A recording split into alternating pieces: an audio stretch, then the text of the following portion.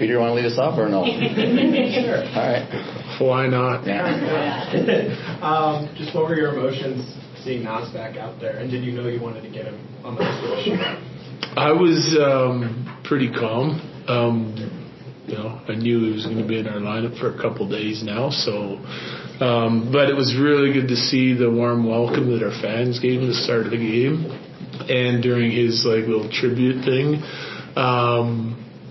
I thought I'd start him and put him with Mac and Marty and see how it looked, and I liked the way it looked. I thought they were dangerous right from the get-go at the start of the game and created a lot of dangerous scoring chances, so thought I'd leave them together.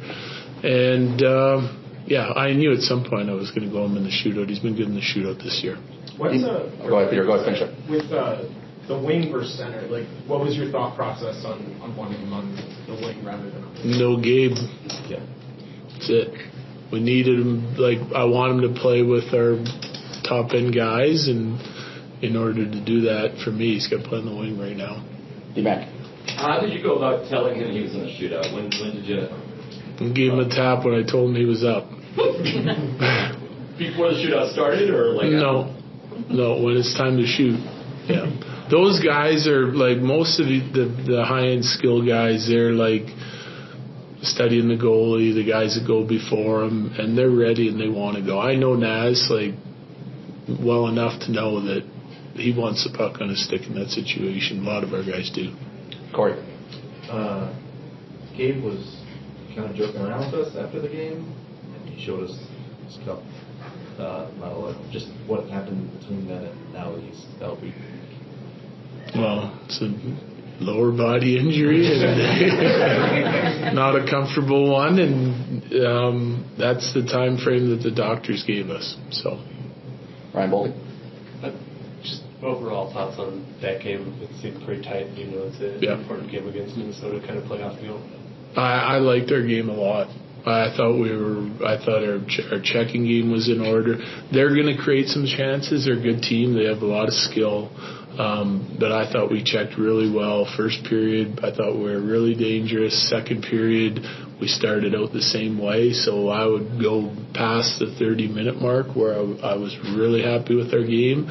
Started spending a little bit. We extended some shifts late in the second, and they kind of kept us in our zone too much. But I thought we did a nice job defending, keeping the high danger chances to a minimum. And then it was kind of evenly matched third, right? We give up the lead and we had to go get it back. But everyone was contributing throughout our lineup, regardless of how much ice time they got. They stayed ready and focused. And we find a way to get it done. So I have no complaints really about the way we played tonight, especially at the end of this stretch of games that we're on and the road trip we're coming back from. I thought it was a well played game. Colleen and Jesse.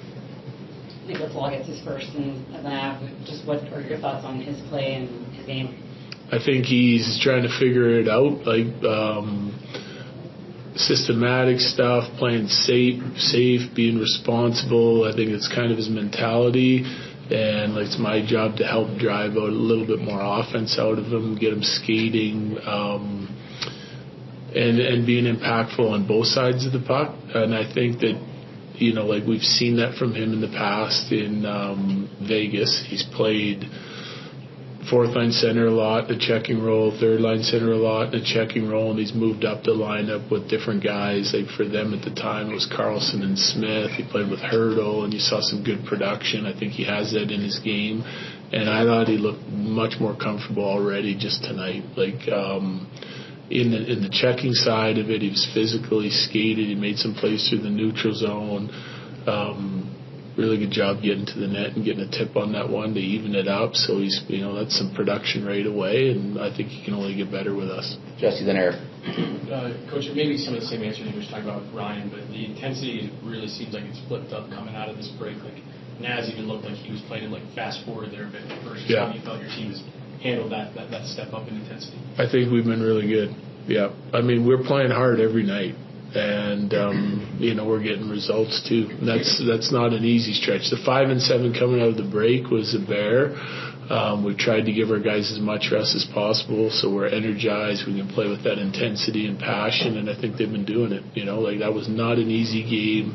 Big emotional win in Dallas.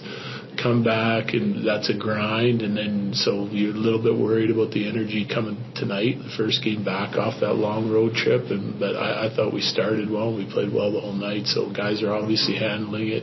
You can expect the intensity. It's only going up from here, right? We're in the stretch run, less than 20 games to go for everybody pretty much, and everyone is fighting for position, fighting to get in the playoffs, fighting to hold on to their spots, fighting for home ice, and we're part of that, right? So I think if you're expecting to have easy nights at this point of the year, you're kind of in the wrong league. Go Evan and Terry Fry. There has been a lot of times over the last few years where you struggle to have center depth. Now you have 5 guys, and you can't go to top end Kelly. Obviously it's an advantage to have that. You can place Kadri on the wing when Landeskog's hurt, but how much can you truly weaponize that in a playoff series down the run? Depends on who you're playing and what they're doing too, but I think it gives us flexibility. Someone's having a bad night, it's our coaching staff's job to recognize that and move somebody around, right? But we want to be dangerous throughout our lineup. It's another reason why I like tonight's game. It's I got Nick playing center, I got him playing on the wing, I got him taking some penalty kill draws. We'll get him more involved on that. Naz, we went wing pretty much the whole night tonight. He's going to end up playing some center. We're missing a whole line, right? Logan O'Connor is doing really well, and hopefully he's going to get back in the lineup here soon. He's making great strides. You got Lehkonen week to week and Landeskog week to week. That's some good wingers where I think we can just build the depth, right? If we want to go Mac, Nelly, Naz down the middle, they can play with good wingers that can help create offense and score and still check other teams' top lines. So I think we're going to have some really good options as we get into it, and we'll just keep experimenting a little bit here through the regular season. Evan. I think that's 7 games for Kulak, and he hasn't been on the ice for a single goal against. Has he been kind of exactly what you thought he was doing? Yes. Yeah. He's a great defender. Positionally, stick, physicality, closing plays out. He's helping a little bit on the offensive side of it, as we've seen. But he's a big, strong guy that can play against anybody. And that's the way Edmonton used him and went to 2 straight Stanley Cup finals. He played with Bouchard, in a role there against other teams' top guys. He played in a checking role with different guys. I think he's a guy you can move around and you can trust out there. He's a really smart, intelligent defender, and he's got that size and strength and skating ability that helps him play against anyone. I know they're different players, but he's got a lot of traits that say a guy like Taser has. A few more, Terry. You alluded to the fan reception, the crowd reception for Kadri. There are a lot of guys, good guys, who have left here because they played in contract hardball, half realities, and the fans have booed them when they came back, not to mention fellows. But you know who they are. Yeah. How did Kadri manage to retain that kind of loyalty through play contractual hardball? I think number one, Naz is a great guy. He's great in the community here. He's great with our fans. He was well loved by all his teammates. I don't think that's a secret. Hey, we would have loved to keep Naz. I've seen some things online over the years that criticisms of our management or whoever's making the decisions to sign guys, but you can't fault Naz and us. We won that year in 2022, and we got into a cap jam, and the cap went flat. That was the key to it all. If the cap hadn't gone flat because of COVID, we might have been able to keep more guys, including Naz.